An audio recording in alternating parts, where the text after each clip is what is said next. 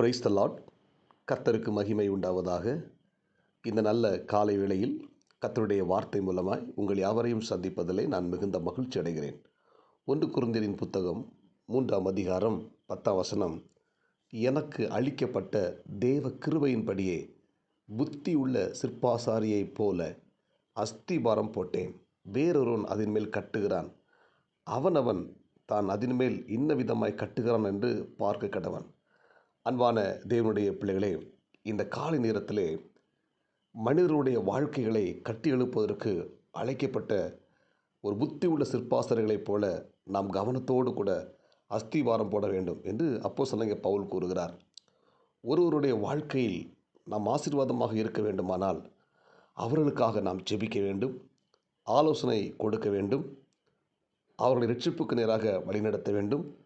அந்த ஆத்துமா கிறிஸ்துவுக்குள் வளர்வதற்காக அவர்கள் வளர்ந்து ஆண்டவருடைய பிள்ளைகளாய் மாற அவங்கள நம்ம சரியாக கவனமாக பொறுமையாக அவங்கள வழிநடத்துவதற்கு நம்ம என்ன செய்யணும், முயற்சி பண்ண வேண்டும்.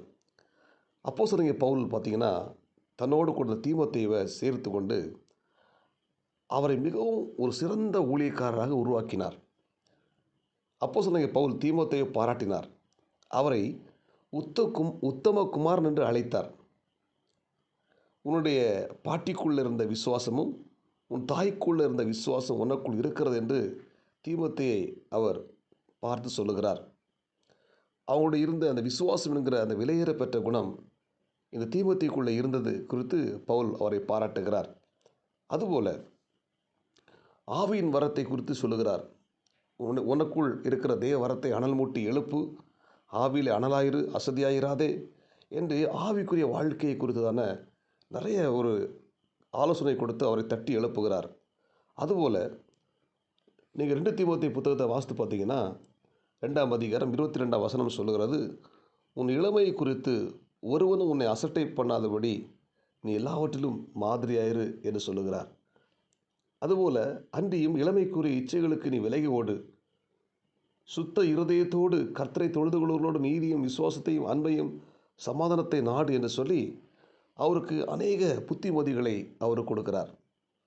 தீமோத்தேயு அவருடைய பிறவிலே பார்த்திங்கன்னா ஒரு சற்று சாதுவான ஒரு மனிதர், வாலிபராக இருந்தார், கொஞ்சம் பயப்படுகிறவராக இருந்தார்.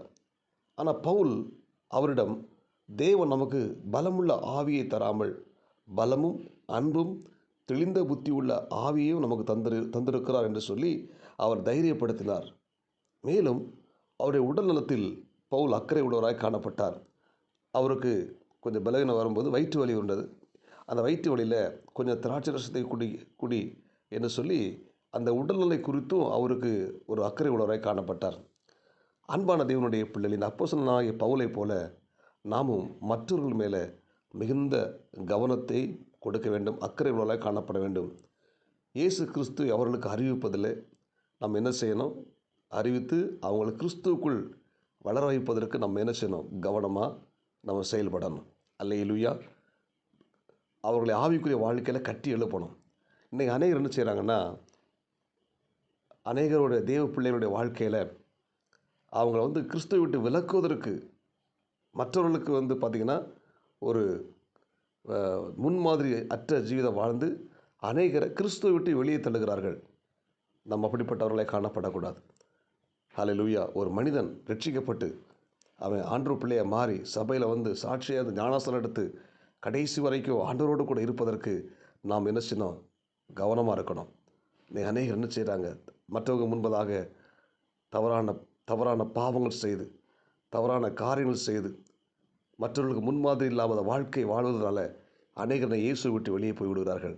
நாம் அப்படிப்பட்ட இராமல் நாம் கவனமாக இருக்க தேவன் நமக்கு கிருபை தருவாராக. அப்போஸ்தலனாகிய பவுல் எப்படி தீமோத்தேயுவை உருவாக்கினாரோ அதே போல் நீங்களும் நானும் அநேக மக்களை கிறிஸ்துவுக்குள்ளே கொண்டு வர வேண்டும். அநேகரை இயேசு கிறிஸ்துவுக்குள் வழிநடத்த வேண்டும். அநேகரை நல்ல ஒரு ஆவிக்குரிய வாழ்க்கையில் கட்டி எழுப்புவதற்கு நாம் ஒரு நல்ல ஒரு ஆசாரியைப் போல நாம் காணப்பட தேவன் நமக்கு கிருபை தருவாராக. அல்லேலூயா. ஜெபிப்போமா. பரலோக தேவனே, இந்த காலை நேரத்தில் நாங்கள் ஒவ்வொரு மக்களையும் கட்டி எழுப்பக்கூடிய ஒரு சிற்பாசாரியர்களைப் போல காணப்பட உதவி செய்வீராக. இந்த இறைவார்த்தை கேட்கிற ஒவ்வொரு தேவனுடைய பிள்ளைகளும் ஆண்டவரே மற்றவர்களை உருவாக்குகிற அந்த கிருபை கர்த்தர் கொடுப்பீராக. எங்கள் மூலமாய் அநேக மக்கள் இயேசுவை கண்டு உமக்காய் வாழ, பரிசுத்தமாய் வாழ உதவி செய்வீராக. இந்த இறைவார்த்தை கேட்ட எல்லா மக்களையும் ஆஸ்வதிங்க. இந்த நாளுக்குரிய கிருபை கொடுங்க. இயேசுவின் நாமத்தில் ஜெபிக்கிறோம் நல்ல பிதாவே. ஆமேன். God bless you. உங்களை யாவரும் கர்த்தர் ஆஸ்வதிப்பாராக. இந்த நாள் உங்களுக்கு இனிமையாய் அமையட்டும். ஆமேன்.